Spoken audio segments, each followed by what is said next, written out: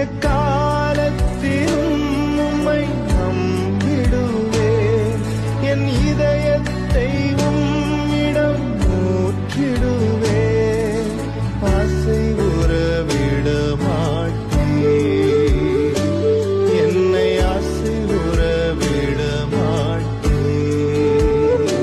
தந்தை, மைந்தன், தூய ஆவியின் திரியேக நாமம் நம் அனைவரையும் ஆசீர்வதித்து காப்பதாக. ஆமென்.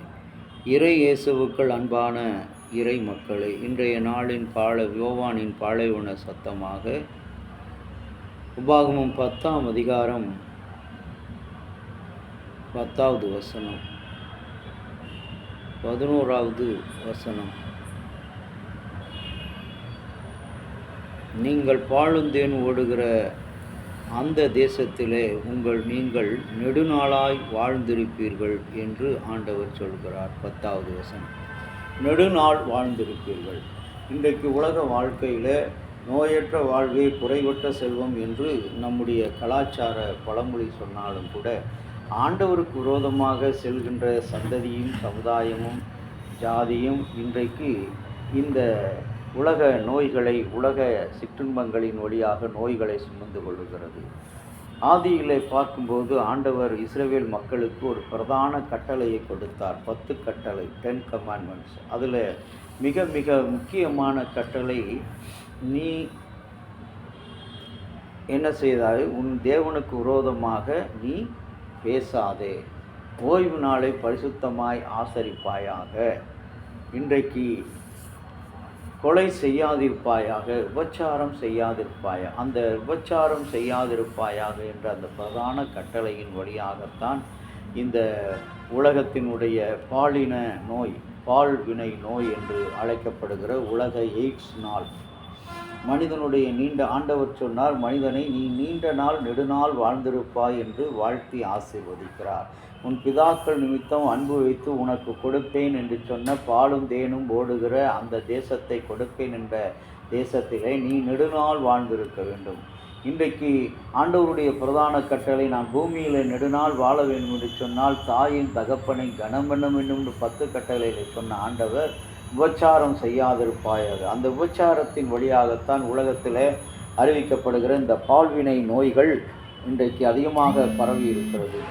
இந்த பால்வினை நோய்களை பார்க்கும்போது HIV என்று அழைக்கப்படுகிறது. இந்த நோயினுடைய தடுப்பூசி இன்றைக்கு கண்டுபிடிக்கப்பட்டு அங்கீகரிக்கப்பட்ட நாள் மே 18ஆம் தேதி 1997 Morgan State University of Atlas of America அதிபர் பில் கிளின்டன் அவர்களுடைய காலத்திலே இந்த மருந்து கண்டுபிடிக்கப்பட்டு அறிவிக்கப்பட்டது.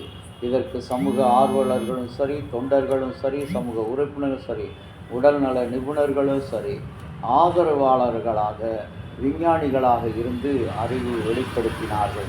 இன்றைக்கும் கூட அன்பான இறை மக்களே, நமக்கு கிடைக்கப்பட்டிருக்கிற இந்த சொற்பகால ஆசீர்வாதம், ஆண்டவர் நமக்கு கொடுத்திருக்கிற புண்ணியமான வாழ்க்கை, இந்த புண்ணியமான வாழ்க்கையில் நாம் பொழுதுபோக்காக சிற்றின்பங்களில் விழுந்து காரணத்தினால்தான் இந்த உலக எய்ட்ஸ் நோய் தினம் கொண்டாட வேண்டிய நிலையில் இருக்கிறோம். இந்த HIV நோய், பாலின நோய், பல விரோதமான காரியம், கர்த்தருக்குரிய கட்டளைக்கு விரோதமான செயல். அந்த காரியத்தை செய்வதனால்தான் நாம் அழிந்து போகிறோம். நம்முடைய உடலை நாம் ஒரு நாளும் வெறுப்பதில்லை. உடல் நமக்கு எதிராகவும் செயல்படுவதும் இல்லை. கிறிஸ்தவ சட்டத்துக்கு விரோதமாக நான் நடக்கும் பொழுதுதான் உடலை நாம் வெறுக்கக்கூடிய நிலையில், ஐயோ எனக்கு மரணம் வந்து விட்டால் போதுமே, நான் மரித்து விடுவேனே என்று சொல்லி, இவ்வளவு வேதனை ஏன் பட்டு கொண்டிருக்கிறேன் என்று சொல்லி நாம் உடலை நொந்து கொள்கிறோம், நம்முடைய சரீரத்தை. ஆகவே இறைவனின் சாயலாக படைக்கப்பட்ட நீங்களும் நானும், கடவுளுடைய கோயிலாக இருக்க வேண்டிய நீங்களும் நானும், கடவுளுடைய ஆலயமாக இருக்க வேண்டிய நம்முடைய உடலும் உள்ளமும் இன்றைக்கு கர்த்தருக்கு விரோதமாக செயல்பட்டு கொண்டிருக்கிற காரணத்தினால்தான் இந்த கொள்ளாத கொடிய நோய்கள், இன்றைக்கு பெயர் கண்டுபிடிக்க முடியாத நோய்களும் கூட இன்றைய நாளிலே இருந்து கொண்டிருக்கிறது.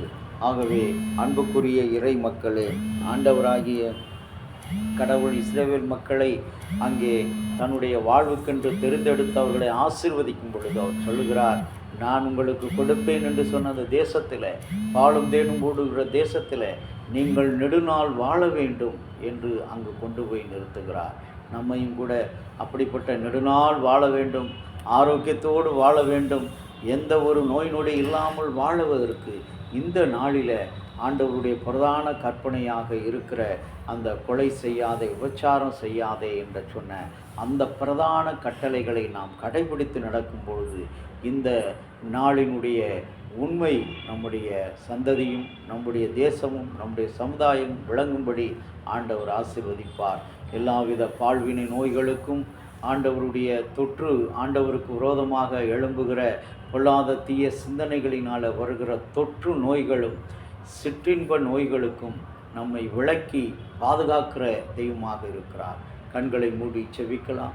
எங்கள் நேசமுள்ள இயேசுவே, உம்முடைய அன்பினாலும் இரக்கத்தினாலும் நாங்கள் பெற்றுக்கொண்ட இந்த அளவற்ற ஆசீர்வாதங்களில் எங்களை அர்ப்பணிக்க தகுதியற்றவர்களாக இருக்கிறோம்.